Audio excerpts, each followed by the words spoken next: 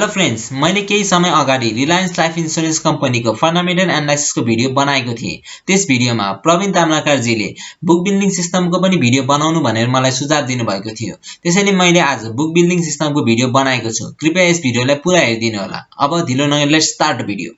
मानौ एबीसी भन्ने कम्पनी छ। यस कम्पनीले 1 करोड किताको आईपीओ इस्यु गर्न लागिरहेको छ। तर यस कम्पनीले आफ्नो आईपीओ को काम आफै गर्न सक्दैन। आफ्नो आईपीओ को काम गर्नको लागि यस कम्पनीले एउटा इन्भेस्टमेन्ट ब्याङ्कलाई एपोइन्ट गर्नु पर्दछ। जस्तै अहिले समाज लघु वित्त वित्तीय संस्थाले सिद्धार्थ क्यापिटल लिमिटेडलाई आफ्नो इस्यु म्यानेजरको रूपमा काम गर्नको लागि लगाएको छ। मानौ एबीसी कम्पनीले अल्फा क्यापिटललाई आफ्नो इन्भेस्टमेन्ट ब्याङ्कको रूपमा अपोइन्ट गर्यो। अब अल्फा क्यापिटलले एबीसी कम्पनीको पास्ट पर्फर्मेन्स र फ्युचर प्रोस्पेक्टको स्टडी गर्छ। त्यसपछि एबीसी कम्पनीको भ्यालुएसन निकाल्छ। अब भ्यालुएसन निकालिसकेपछि अल्फा क्यापिटलले एबीसी कम्पनीको आईपीओलाई दुई प्रकारले इस्यु गर्न सक्छ। पहिलो प्रकार हो फिक्स प्राइस इस्यु र दोस्रो प्रकार हो बुक बिल्डिङ इस्यु।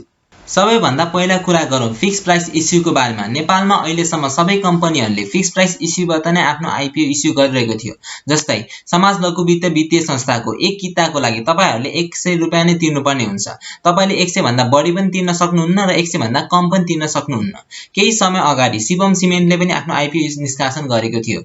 शिवम सिमेन्टको पनि एक किताको लागि तपाईहरुले 300 रुपैयाँ नै तिर्नुपर्ने थियो। तपाईहरुले 300 भन्दा बढी तिर्न पनि सक्नुहुन्न थियो र 300 भन्दा कम तिर्न पनि सक्नुहुन्न थियो। अब कुरा गरौँ दोस्रो प्रकार यानी बुक बिल्डिङ सिस्टमको बारेमा। यस प्रकारको इस्युमा फिक्स प्राइस हुँदैन।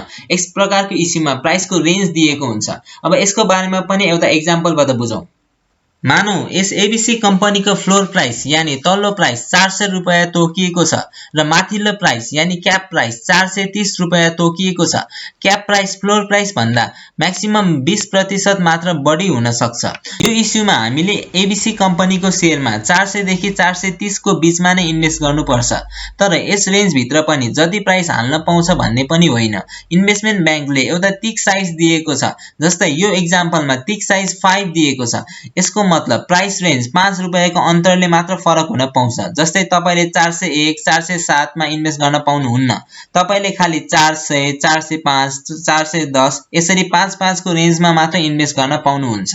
अनि अर्को याद गर्ने कुरा चाहिँ के हो भने अहिलेको सिस्टममा तपाईले मिनिमम 10 किताको लागि मात्र एप्लाई गर्न पाउनुहुन्थ्यो भने बुक बिल्डिङ सिस्टममा मिनिमम 50 किताको लागि तपाईले एप्लाई गर्नुपर्ने हुन्छ।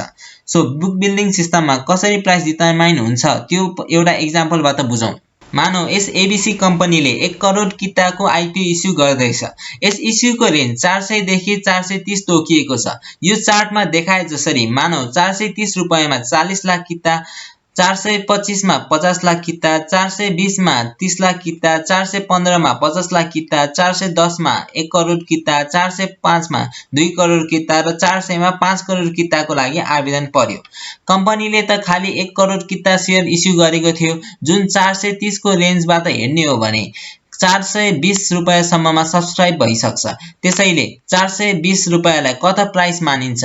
जो इन्भेस्टरले 420 वा त्यो भन्दा माथिको प्राइसमा बिड गरेका हुन्छन् उनीहरूले यस एबीसी कम्पनीको शेयर पाउँछन् र जो इन्भेस्टरले 420 भन्दा कमको शेयरमा बिड गरेका थिए उनीहरूले एबीसी कम्पनीको शेयर पाउँदैनन्। जो इन्भेस्टरहरूलाई यस एबीसी कम्पनीको शेयर अलॉट भयो उनीहरू सबैलाई यस कम्पनीको शेयर 420 रुपैयाँको कट प्राइसमा नै शेयर पाउँछन्। 430 रुपैयाँमा बिड गर्ने इन्भेस्टरले 10 रुपैयाँ प्रति किताका दरले र 425 मा बिड गर्ने इन्भेस्टरले 5 रुपैयाँ प्रति किताका दरले आफ्नो पैसा फिर्ता पाउँछन्। आशा गर्दछु हजुरहरूलाई यो भिडियो मन पर्यो होला। यदि हजुरहरूलाई यो भिडियो मन पर्यो भने कृपया यस भिडियोलाई लाइक शेयर र सब्स्क्राइब गर्नु होला। Bye bye.